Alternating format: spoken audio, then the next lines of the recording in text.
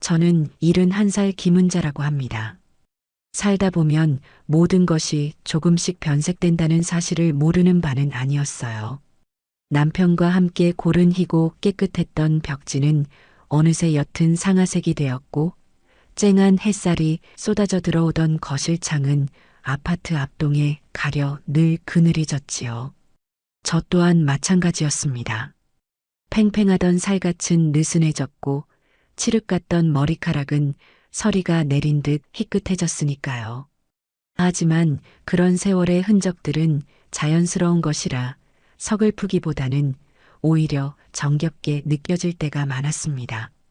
남편의 손때가 묻은 소파 팔걸이를 쓰다듬을 때면 비록 그는 곁에 없어도 여전히 우리가 함께 일군 이 집의 온기가 저를 감싸주는 것만 같았거든요. 문제는 자연스럽지 않은 것들이었습니다. 마치 맑은 물에 잉크 한 방울이 떨어져 순식간에 번져나가듯 제 일상을 어지럽히는 것들은 대부분 며느리 주연수로부터 시작되었습니다. 제가 아는 연수는 본래 이런 아이가 아니었어요. 아들 동수의 손을 잡고 제 앞에 처음 섰을 때만 해도 얼마나 부침성 있고 싹싹했는지 모릅니다. 하지만 결혼과 동시에 아들 내외가 이 집으로 들어와 살기 시작하면서 며느리는 아주 조금씩 그리고 아주 교묘하게 자신의 본색을 드러내기 시작했습니다. 그날도 저는 여느 때처럼 거실 소파에 앉아 제가 좋아하는 역사 드라마를 보고 있었어요. 그런데 현관문이 열리는 소리와 함께 요란한 목소리가 집안을 가득 채웠습니다. 어머니, 저 왔어요. 오늘 제 친구들 오기로 한 거 아시죠?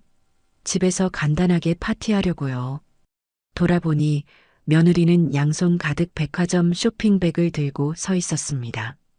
제게 하는 말이었지만 시선은 이미 거실을 빠르게 훑고 있었죠.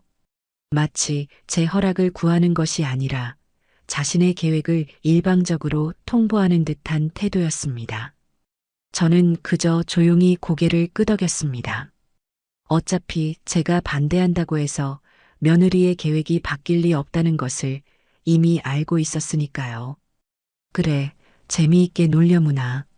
저녁은 먹고 오는 것이냐? 에이, 어머니도. 파티하는데 누가 밥을 먹어요. 와인이랑 치즈, 뭐 그런 거 먹는 거죠. 제가 다 사왔어요. 며느리는 대수롭지 않게 대답하며 부엌으로 향했습니다. 잠시 후 현관벨이 울리고 며느리의 친구들이 하나둘씩 도착하기 시작했어요. 하나같이 화려한 옷차림에 값비싼 장신구를 걸친 젊은 여자들이었습니다. 그들은 집 안에 들어서며 소파에 앉아있는 저를 흘기 쳐다볼 뿐 누구 하나 제대로 인사를 건네는 법이 없었습니다. 며느리 역시 저를 자신의 친구들에게 소개해 줄 생각이 전혀 없어 보였고요.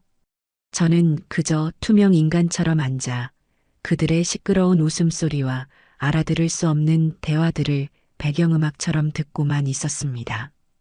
그들이 거실을 점령한 순간부터 그곳은 더 이상 제게 편안한 공간이 아니었습니다. 저는 조용히 자리에서 일어나 제 방으로 들어왔습니다. 문을 닫자 시끄러운 소음이 한꺼풀 멀어졌지만 제 마음속의 소란은 오히려 더 커지는 듯 했습니다. 1시간쯤 지났을까요? 화장실이 가고 싶어져 잠시 망설였습니다.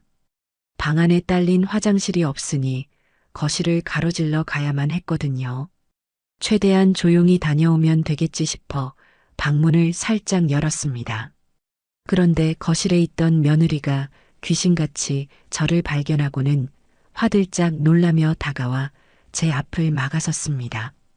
그녀의 얼굴에는 당황스러움과 짜증이 역력했습니다. 어머니, 어디 가세요? 화장실 좀 다녀오려고 그런다. 제 말에 며느리는 잠시 난처한 표정을 짓더니 이내 주위를 한번 휙 둘러보고는 목소리를 낮춰 속삭였습니다. 저기 어머니, 죄송한데 잠깐만 방에 계시면 안 될까요? 지금 거실로 나오지 마세요. 젊은 애들끼리 노는데 좀 그렇잖아요. 저는 그 순간 제 귀를 의심했습니다. 젊은 애들끼리 노는데 좀 그렇다니. 마치 제가 그들의 즐거운 시간을 방해하는 흉물이라도 되는 듯한 말투였습니다. 이 집은 제 집이고 저는 이 집의 주인이었습니다. 그런데 며느리는 제게 자신의 방에 갇혀 있으라고, 그것도 아주 정중하고 미안하다는 가면을 쓴 채로 명령하고 있었습니다. 서운함을 넘어선 깊은 모멸감이 심장을 쿵 하고 내려치는 기분이었어요. 하지만 저는 며느리와 사람들 앞에서 언성을 높이며 다투고 싶지 않았습니다. 그것은 제 마지막 남은 자존심이 허락하지 않는 일이었습니다. 저는 아무 말 없이 몸을 돌려 다시 방으로 들어왔습니다. 방문이 닫히는 순간 거실에서는 다시금 폭탄 같은 웃음소리가 터져 나왔습니다. 저는 화장실에 가는 것조차 잊어버린 채 차갑게 식어가는 방 안에서 한참을 우두커니 서 있어야만 했습니다. 며칠이 지난 아침이었습니다. 전날 밤 며느리는 또 늦게까지 술을 마시고 들어와 거실에 옷가지와 가방을 아무렇게나 벗어 던져 놓았습니다. 아침잠이 없는 제가 일어나 어질러진 거실을 치우는 것은 어느새 당연한 일상이 되어 있었죠. 한숨을 쉬며 거실을 정리한 뒤 저는 베란다에 놓인 화초들에게 물을 주기 위해 작은 물뿌리개를 들었습니다. 남편이 살아있을 때 함께 시장에 가서 사온 난초와 제가 정성껏 돌봐 겨우 꽃을 피운 군자라는 제게 자식이나 다름없는 존재들이었어요. 흙냄새를 맡고 파릇한 잎사귀를 닦아줄 때면 복잡했던 마음도 차분하게 가라앉곤 했습니다. 제가 낡은 수건으로 화분 받침을 닦고 있을 때였습니다. 늦잠을 자고 나온 며느리가 부스스한 얼굴로 다가오더니 대뜸 미간을 찌푸리며 말했습니다. 어머니, 아침부터 뭐 하세요? 집에서 흙냄새 나는 거 싫어요, 정말. 물을 주고 좀 가꿔야 오래 산단다. 향기도 얼마나 좋은데. 향기는 무슨 향기요? 이런 건 다 버리고 차라리 조화를 사다 놓는 게 훨씬 깔끔해요. 관리할 필요도 없고 벌레도 안 생기잖아요. 말이 끝나기 무섭게 며느리는 제가 가장 아끼는 군자란 화분을 번쩍 들어 올렸습니다. 제가 놀라 소리쳤어요. 연수야, 지금 뭐 하는 짓이냐? 당장 내려놓아라. 아, 왜 소리를 지르세요? 보기 싫어서 치우겠다는데. 며느리는 제 만류에도 아랑곳하지 않고 성큼성큼 현관으로 걸어갔습니다. 그리고는 마치 쓰레기를 버리듯 화분을 현관문 밖 복도에 거칠게 내려놓았습니다. 쿵 하는 소리와 함께 화분 한쪽 귀퉁이가 살짝 깨져나갔습니다. 이어서 남편의 흔적이 담긴 난초 화분까지 복도로 내쫓기고 말았죠. 저는 너무나 기가 막혀서 아무 말도 할 수가 없었습니다. 저것은 단순한 화초가 아니었습니다. 남편과 저의 시간, 그리고 제 정성이 담긴 소중한 기억이었습니다. 그런데 며느리는 그 모든 것을 한낱 흙냄새 나는 폐기물 취급하며 제 눈앞에서 치워버린 것입니다. 제가 망연자실하게 서 있는데 때마침 퇴근하고 돌아온 아들 동수가 그 광경을 보게 되었습니다. 복도에 덩그러니 놓인 화분과 굳어있는 저와 며느리를 번갈아 보며 아들은 어색하게 물었습니다. 이게 다 뭐야? 왜 화분들이 밖에 나와 있어? 며느리는 기다렸다는 듯이 아들에게 달려가 팔짱을 끼며 교태 섞인 목소리로 말했습니다. 자기 잘 왔어. 내가 집 좀 깔끔하게 하려고 화분들 정리했어. 집에서 흙먼지 날리는 거보다 훨씬 낫지? 저는 아들이 제 편을 들어주리라, 적어도 아내의 잘못을 꾸짖어 주리라 기대했습니다. 하지만 아들은 잠시 머뭇거리더니 이내 제 눈을 피하며 힘없이 말했습니다. 아, 그랬어? 뭐, 네가 알아서 잘했겠지. 그 한마디가 제 가슴에 더 큰 상처를 남겼습니다. 아들은 모든 것을 보고도 외면하기로 결정한 것입니다. 저는 그날 제 화초들이 아니라 아들 내외에 대한 제 마지막 기대가 집 밖으로 내쫓겼다는 것을 깨달았습니다. 그리고 그달 아들의 월급날이 되었습니다. 현관문이 열리고 피곤한 얼굴의 아들이 들어왔습니다. 소파에 앉아 과일을 깎던 며느리는 아들을 보자마자 벌떡 일어나 달려가 마치 어린아이를 대하듯 말했습니다. 우리 자기 오늘 고생 많았어. 이리 줘. 내가 잘 보관할게. 며느리가 손을 내밀자 아들은 아무런 저항 없이 자신의 월급이 담긴 봉투를 통째로 아내의 손에 넘겼습니다. 결혼한 이후로 단 한 번도 변하지 않은 그들만의 의식이었죠. 저는 며느리가 과일 접시를 들고 방으로 들어간 뒤 아들을 조용히 불렀습니다. 동수야, 이리 와서 앉아보거라. 네, 어머니. 왜요? 월급을 받으면 전부 아내에게 주는 것이냐? 네 용돈은 따로 받고? 제 질문에 아들은 시선을 떨구며 우물쭈물했습니다. 아니요, 그냥 연수가 다 관리해요. 필요할 때마다 타서 쓰면 되니까 그게 편해요. 아무리 부부라도 비상금은 있어야 하는 법이다. 언제 어디서 급한 일이 생길 줄 알고 그러니 용돈이라도 좀 넉넉히 쥐고 다녀라. 제 걱정스러운 말에도 아들은 그저 고개만 숙일 뿐이었습니다. 바로 그때 방에서 나온 며느리가 저희의 대화를 들었는지 날카로운 목소리로 끼어들었습니다. 어머니, 저희 돈 관리는 걱정 마세요. 며느리는 아들 옆에 바싹 다가앉아 팔짱을 끼며 저를 똑바로 쳐다보았습니다. 그 눈빛에는 왜 우리 부부 사이에 끼어드느냐는 경계심과 불만이 가득했습니다. 제가 우리 동수 씨 기죽지 않게 알아서 다 챙겨주고 있으니까요. 어머니는 저희 걱정 마시고 어머니 건강이나 잘 챙기세요. 그 말은 저를 위하는 척했지만 실은 상관하지 말라는 완벽한 성극기였습니다. 저는 더 이상 아무 말도 할 수가 없었습니다. 아들은 아내의 보호를 받는 어린아이가 되어버렸고 저는 아들의 월급 봉투 한 번 구경하지 못하고 아들의 용돈까지 걱정해야 하는 늙은 노모일 뿐이었습니다. 그날 밤 저는 제 방에 앉아 낡은 앨범을 펼쳤습니다.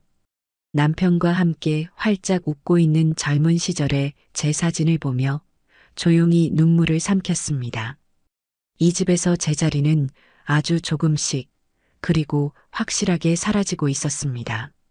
그날 이후 집안의 공기는 마치 장마철의 솜니불처럼 무겁고 눅눅하게 가라앉았습니다. 저와 며느리 사이에는 최소한의 대화마저 사라졌고 아들 동수는 그 사이에서 어쩔 줄 몰라 하며 제 눈치와 아내의 눈치를 번갈아 살피는 가여운 족제비처럼 굴었지요. 며느리는 마치 제가 없는 사람인 양 행동했습니다.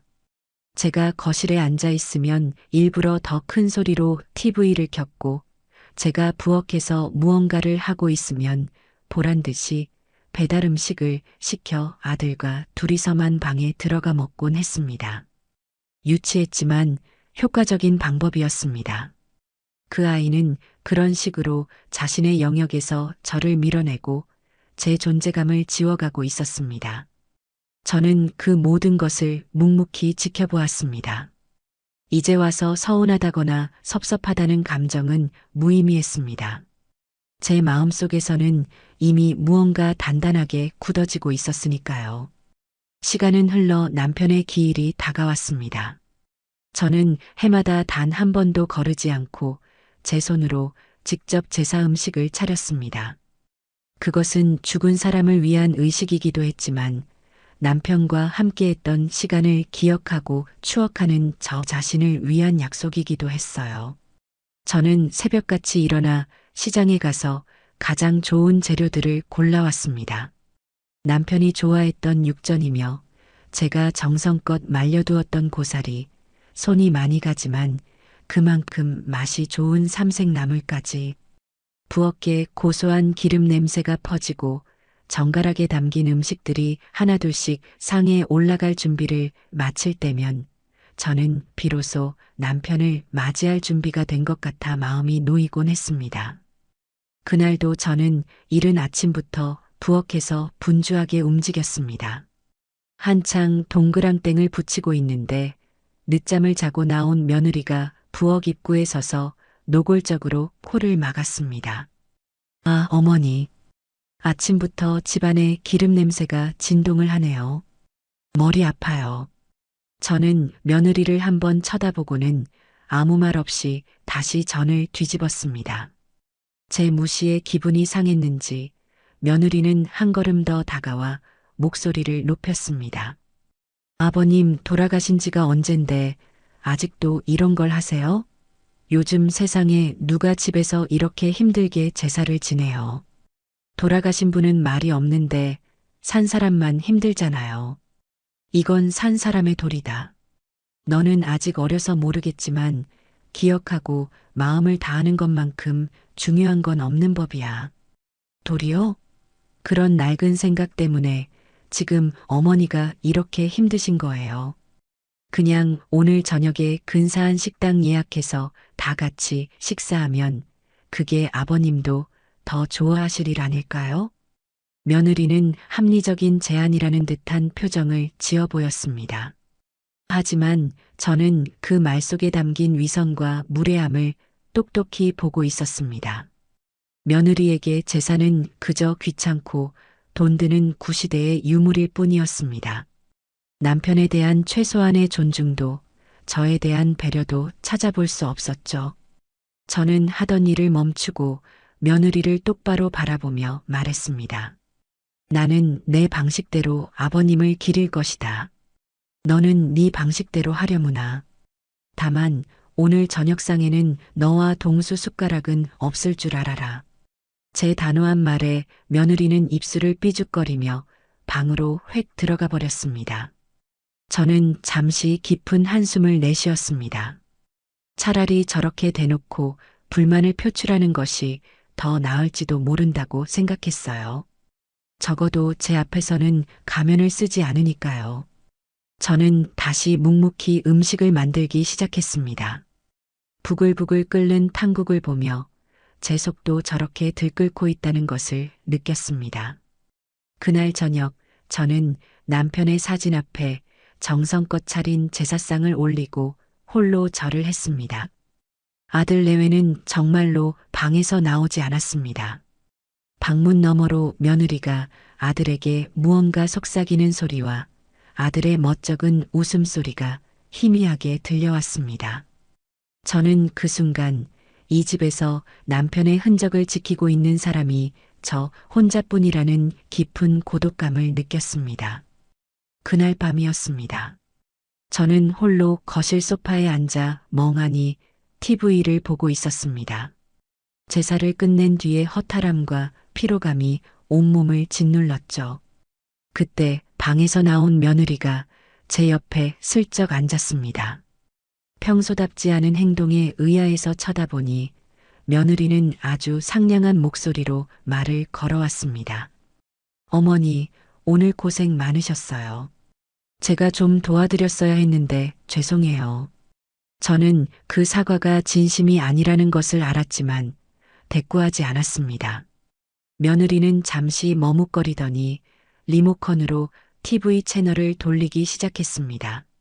화려한 인테리어를 자랑하는 강남의 신축 아파트를 소개하는 방송이 나오자 며느리는 기다렸다는 듯이 목소리 톤을 높였습니다. 와, 어머니. 저기 좀 보세요. 집 진짜 좋다.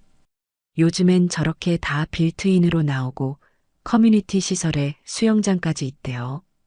우리도 저런 데서 살면 얼마나 좋을까요? 저는 며느리의 의도를 알아차리고 TV 화면으로 시선을 고정했습니다. 며느리는 제 반응을 살피며 본격적으로 말을 이어갔습니다.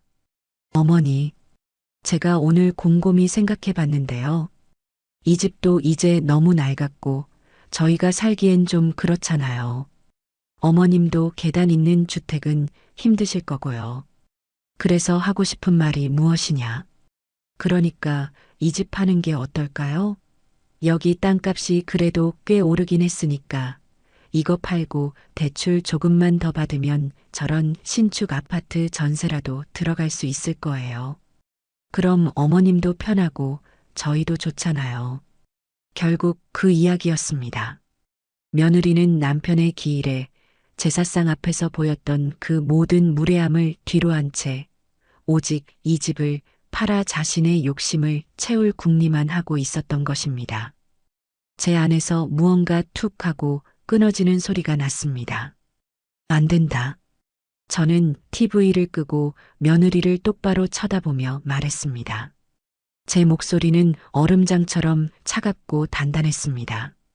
이 집은 못 판다.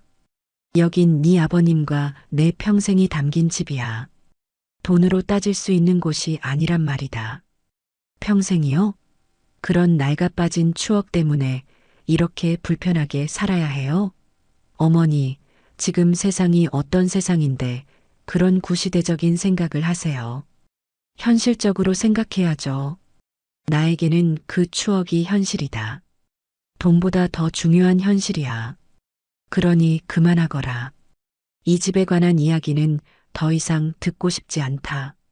제가 자리에서 일어나려 하자 다급해진 며느리가 제 팔을 붙잡았습니다. 그리고는 언제 상냥했냐는 듯 본색을 드러내며 악에 받친 목소리로 말했습니다. 왜요? 왜 어머니 마음대로만 하세요? 이 집 어차피 나중에 저희가 물려받을 거잖아요. 그냥 지금 좀 편하게 살겠다는데 그게 그렇게 안 입고 오세요? 때마침 방에서 나온 아들이 저희 사이의 험악한 분위기를 보고는 어쩔 줄 몰라 하며 다가왔습니다. 왜 그래들? 무슨 일이야?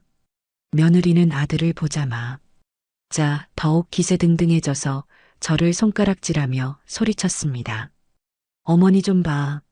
내가 이 집 팔고 다 같이 좋은 데로 이사 가자고 했더니 길길이 날뛰시잖아. 언제까지 이런 촌스러운 집에서 살아야 하는데. 아들은 제 눈치를 한번, 아내의 눈치를 한번 보더니 우물쭈물하며 말했습니다. 어머니, 그래도 연수 말이 아주 틀린 건 아니. 아들의 말이 끝나기도 전에 제 안의 마지막 인내심이 바닥을 드러냈습니다. 저는 아들과 며느리를 번갈아 쳐다보았습니다. 제 아들은 이미 제 아들이 아니었습니다. 아내의 욕망에 기생하여 자신의 목소리를 잃어버린 꼭두각시일 뿐이었죠. 그리고 저를 노려보는 며느리의 눈빛 속에서 저는 더 이상 한치의 존중이나 애정도 찾아볼 수 없었습니다. 오직 자신의 욕망을 가로막는 늙은 방해꾼에 대한 증오와 경멸만이 가득했습니다. 며느리는 제 침묵을 동의로 착각했는지 아니면 더는 참을 수 없었는지 결국 넘어서는 안 될 선을 넘어버리고 말았습니다. 그녀는 제 면전에 대고 그동안 마음속에 품고 있던 가장 날카로운 비수를 꺼내 꽂았습니다. 답답해 정말. 어머니만 없으면 이 집은 온전히 우리 거예요. 제발 제 인생에서, 이 집에서, 제 눈앞에서 당장 꺼져주세요. 순간 집안의 모든 소리가 멈췄습니다. 아들의 당황한 숨소리, 시계의 초침소리, 제 심장이 쿵 하고 내려앉는 소리까지 눈앞에서 당장 꺼져달라. 그 말은 제 남은 인생을 통째로 부정하는 소리였습니다. 평생을 바쳐 일군 이 집에서 제 살과 뼈를 깎아 키운 아들놈의 아내에게 저는 이제 사라져야 할 존재가 되어버린 것입니다. 저는 더 이상 아무 말도 하지 않았습니다. 그럴 필요가 없었으니까요. 저는 조용히 제 방으로 들어와 문을 닫았습니다. 눈물은 나지 않았습니다. 슬픔이나 분노 같은 감정들은 이미 차갑게 식어버렸고 그 자리에는 오직 서늘하고 명료한 결심만이 자리 잡고 있었습니다. 그래, 소원대로 해주마. 네 눈앞에서 아주 깨끗하게 사라져주마. 며느리가 제게 던졌던 그 모진 말들이 귓가에서 계속 맴돌았지만 이상하게도 더는 가슴이 아프지 않았어요.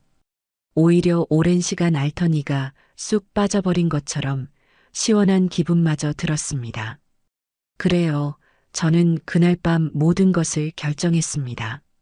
더 이상 이 집에서 저 아이들의 그늘 밑에서 제 남은 인생을 좀먹게 내버려 두지 않기로 말입니다. 미련, 기대, 서운함 같은 감정의 찌꺼기들이 모두 빠져나가고 나니 앞으로 제가 무엇을 해야 할지가 아주 명확하게 보였습니다. 다음 날 아침 저는 평소보다 조금 더 일찍 일어났습니다. 부엌으로 나가 밥을 안 치고 어젯밤 제사상에 올렸던 나물들을 꺼내 비빔밥을 만들 준비를 했죠. 잠시 후 부스스한 얼굴로 부엌에 들어선 며느리는 제가 아무렇지 않게 아침을 준비하는 모습을 보고는 의아한 표정을 지었습니다. 아마 제가 밤새 울거나 아니면 아침부터 자신을 붙잡고 원망이라도 퍼부을 줄 알았겠지요. 어머니, 일찍 일어나셨네요. 그래, 잠이 일찍 깼다. 아침 먹고 출근해라. 동수도 깨우고. 저는 아주 평온한 목소리로 말했습니다. 제 태연한 모습에 며느리는 오히려 자신이 더 당황한 듯 어색하게 식탁에 와서 앉았습니다. 아들 녀석도 잠이 덜 깬 얼굴로 나와 앉았고요. 저는 말없이 고추장과 참기름을 식탁 위에 놓아주었습니다. 밥을 먹는 내내 누구도 말을 꺼내지 않았습니다. 무거운 침묵 속에서 숟가락 달그락거리는 소리만이 유난히 크게 들려왔죠. 아들이 출근하고 며느리가 외출 준비를 하는 동안 저는 제 방으로 들어가 수화기를 들었습니다.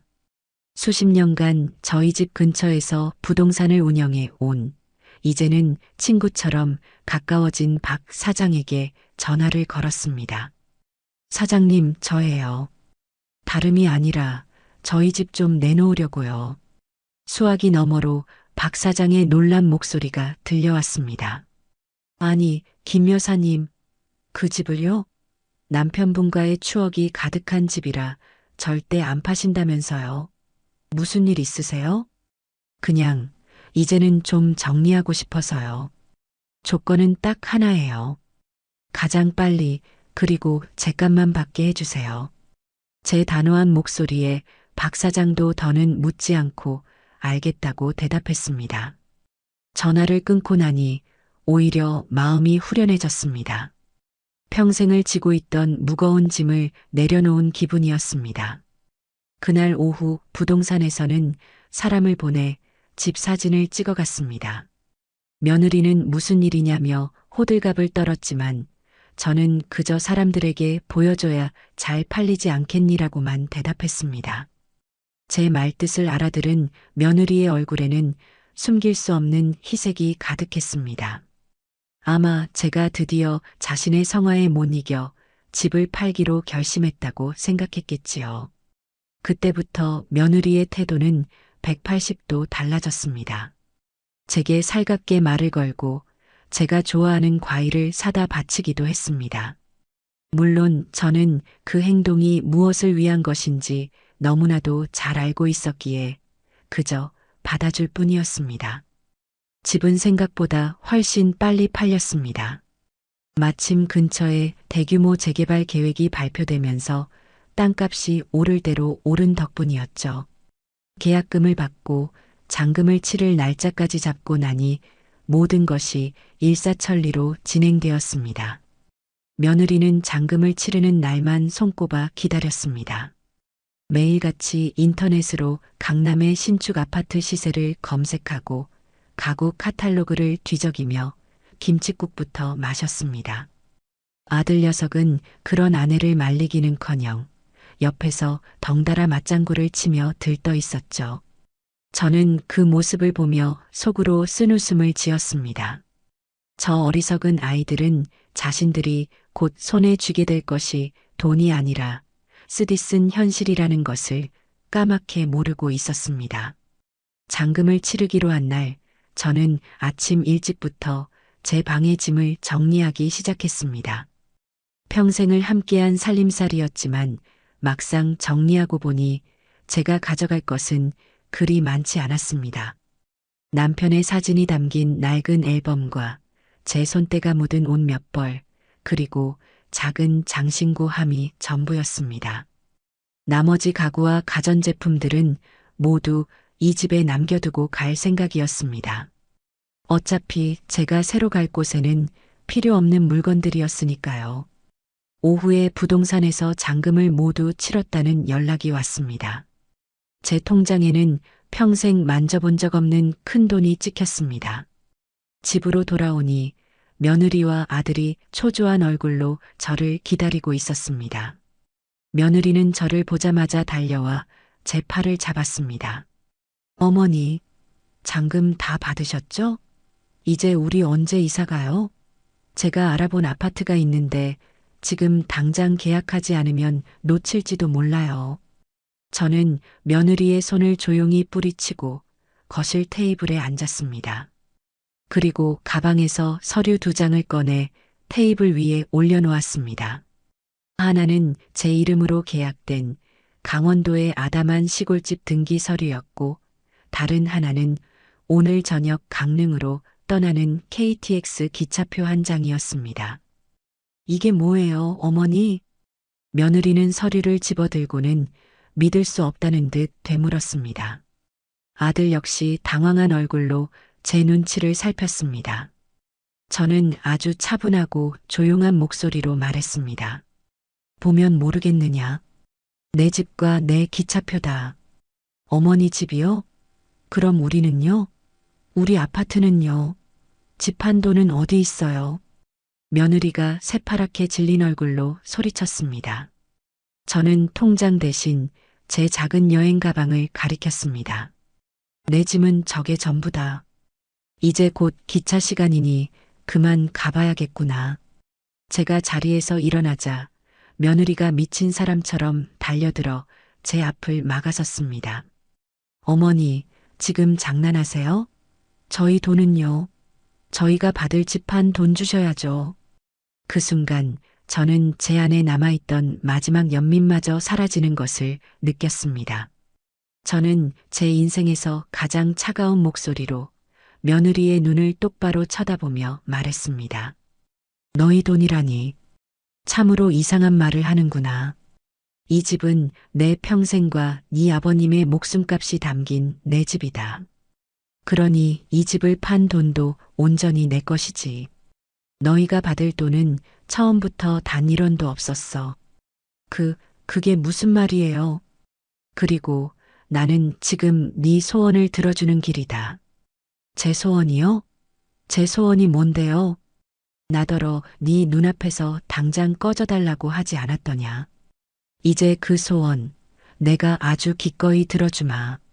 그러니 너희는 이 집에서, 아니 이제는 남의 집이 된 이곳에서 너희들끼리 잘 살아보거라.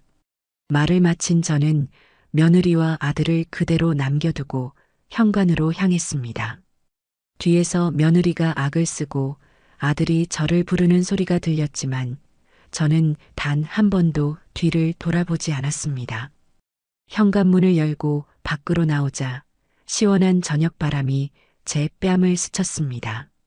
저는 평생을 살았던 집을, 제 모든 것이었던 그 공간을 그렇게 제 발로 걸어 나왔습니다.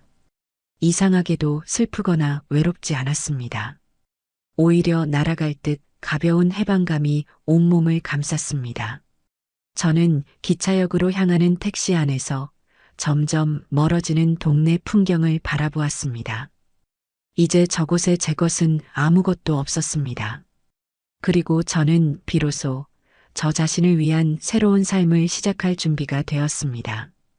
강원도에 마련한 제 새로운 보금자리는 참으로 아늑하고 평화로운 곳이었습니다. 아침이면 창문 너머로 이름 모를 새들이 지저귀는 소리에 잠을 깼고, 낮에는 작은 텃밭에 나가 상추와 고추를 돌보는 재미에 시간 가는 줄 몰랐어요. 도시의 빽빽한 아파트 숲에서 평생을 살다가 이렇게 흙을 밟고 맑은 공기를 마시며 지내니 가동한 저를 짓누르던 모든 스트레스와 상처들이 눈 녹듯 사라지는 기분이었습니다. 마을 사람들도 모두 순박하고 따뜻한 분들이라 낯선 외지인인 저를 금세 이웃으로 받아들여 주셨습니다. 저는 난생 처음으로 오롯이 저 자신만을 위한 시간을 보내며 잊고 지냈던 삶의 기쁨들을 하나씩 되찾아가고 있었습니다. 하지만 그 평화는 그리 오래가지 않았습니다. 시골로 내려온 지 한 달쯤 되었을까요?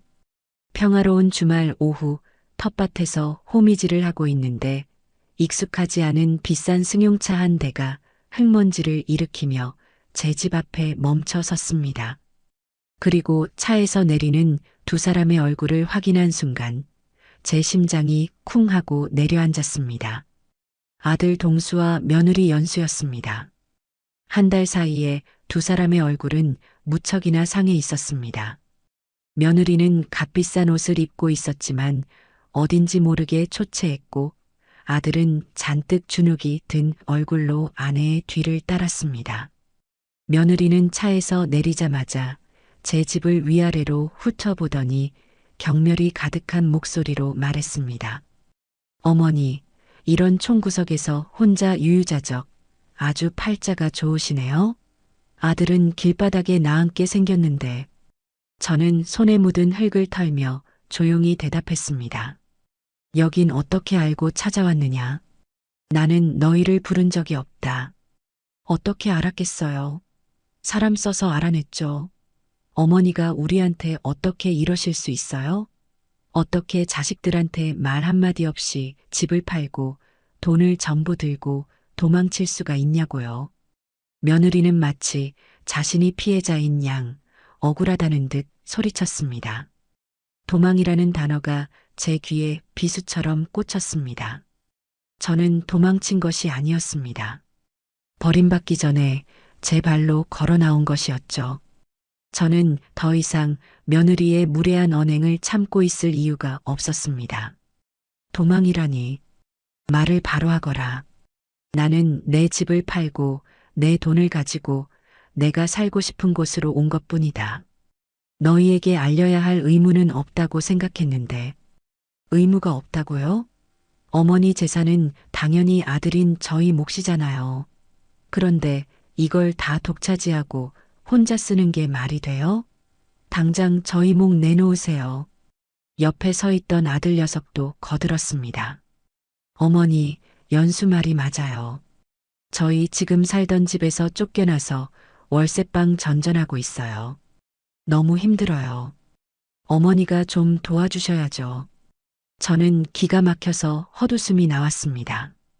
저들은 한 달이라는 시간 동안 자신들의 잘못을 반성하기는커녕 어떻게 하면 제 돈을 빼앗아 갈 수 있을까 하는 궁리만 하고 있었던 것입니다. 저들의 추악한 민낯과 끝없는 탐욕에 깊은 환멸이 느껴졌습니다. 저는 호미를 내려놓고 두 사람을 똑바로 마주보며 말했습니다. 너희 몫이라. 법을 좀 아는 사람에게 물어보니 너희에게는 내 재산을 단 한 푼도 받을 권리가 없다고 하더구나. 그게 무슨 소리예요? 자식인데 당연히 상속받을 권리가 있죠. 며느리가 눈을 동그랗게 뜨고 따졌습니다. 저는 아주 차분하게 그리고 법 조항을 인용하며 정확하게 설명해 주었습니다. 우리나라 법에는 부양의 의무라는 것이 있단다. 자식은 부모를 부양할 의무가 있지. 하지만 너희는 어땠더냐? 나를 부양하기는커녕 한 집에 사는 동안 생활비 한 푼 준 적이 없었고 나를 없는 사람 취급하며 무시하고 결국에는 내 집에서 나를 내쫓으려고까지 했다. 그렇게 부양의 의무를 저버린 자식에게는 부모의 재산을 물려받을 권리 또한 사라지는 법이야. 이걸 상속 결격 사유라고 부른다더구나. 제 논리 정연한 말에 며느리와 아들은 잠시 말문이 막힌 듯 얼굴이 벌개졌습니다. 제가 법까지 들먹이며 나올 줄은 상상도 못했겠지요. 잠시 침묵이 흐른 뒤 이성을 잃은 며느리가 제게 달려들 기세로 악을 썼습니다. 뭐요? 지금 법을 따지자는 거예요? 늙어서 돈 몇 푼 손에 쥐었다고 아주 눈에 뵈는 게 없으시네. 좋게 말할 때 내놔요.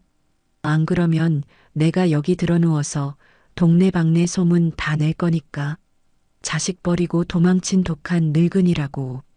며느리가 제 멱살이라도 잡을 듯 삿대질을 하며 달려들었습니다. 하지만 저는 더 이상 예전의 제가 아니었습니다. 겁을 먹거나 물러서지 않았죠. 오히려 저는 그 순간 아주 침착하고 냉정해졌습니다. 저는 주머니에서 조용히 스마트폰을 꺼내 단축번호 1번을 꾹 눌렀습니다. 그 번호는 이 마을 이장님의 번호였습니다. 신호가 몇 번 가기도 전에 구수한 목소리의 이장님이 전화를 받았습니다. 여보세요? 김 여사님, 웬일이세요? 저는 며느리와 아들이 똑똑히 들을 수 있도록 스피커폰으로 전환하고 말했습니다. 이장님, 죄송하지만 부탁 좀 드릴게요.